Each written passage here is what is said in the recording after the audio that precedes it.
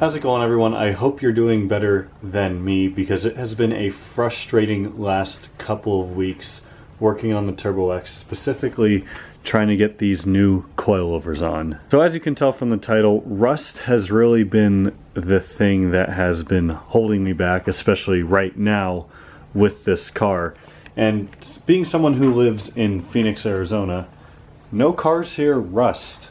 I mean, we don't get snow, so therefore we don't salt our roads. As you can also tell from it being about 75 degrees during the winter, the weather here is pretty nice too.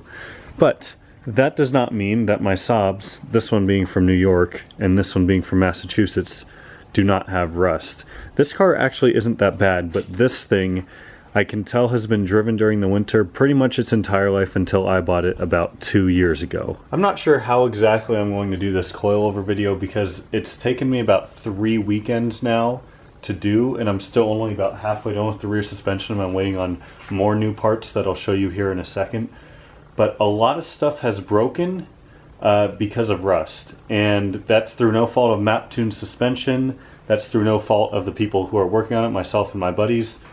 That's just rust, and I feel bad for all of you that live in Sweden, or especially the New England area of the United States, or anywhere where it rusts, and you've complained to me before about rust, and I'll tell you that, yeah, it sucks, and I hate dealing with it, because I'd much rather deal with the fading paint that we deal with from the sun here than rust on the car. Now, thankfully, both the Turbo X and that car do not have any body rust. There's nothing on body panels or anything. It's all on the underside.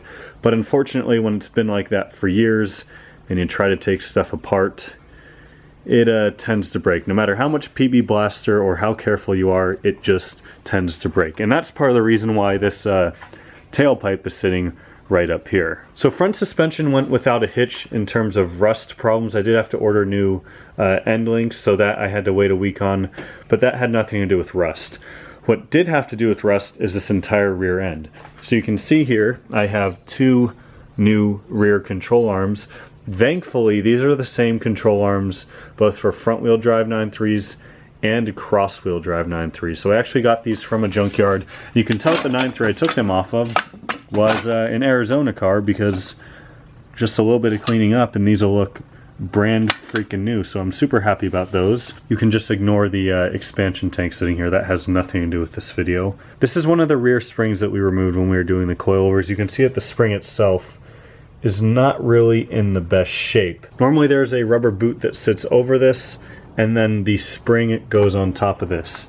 Now with these coilovers, for some reason, I don't know if it was designed like this by Maptune or not, but there was no rubber boot, so the inside of this had pretty much seized onto here. You can see we spent quite a lot of time with a pry bar and eventually got it off, but when we did get it off, this whole nub snapped off with it. So unfortunately, that control arm is now bad. We were able to stitch it back together, take the car off jack scans, and put it down right here. But in order to remove that control arm, which we had broken to fix it temporarily, we had to remove this exhaust clamp because it was in the way to get the bolt the whole way out.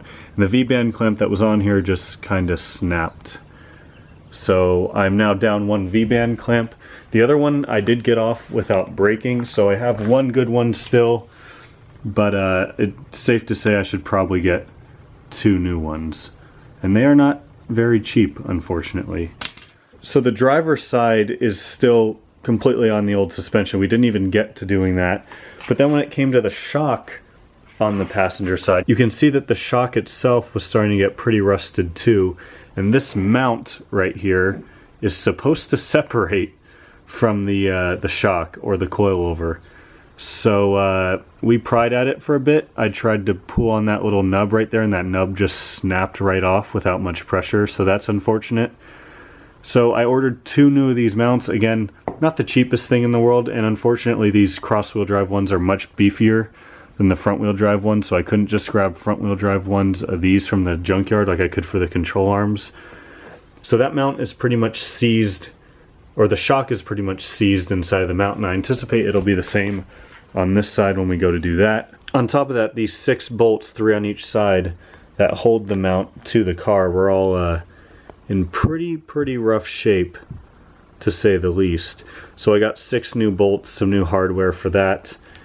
And yeah, it's just altogether not been a very fun time doing this coilover project, but hopefully by the time you're seeing this video, it'll be done.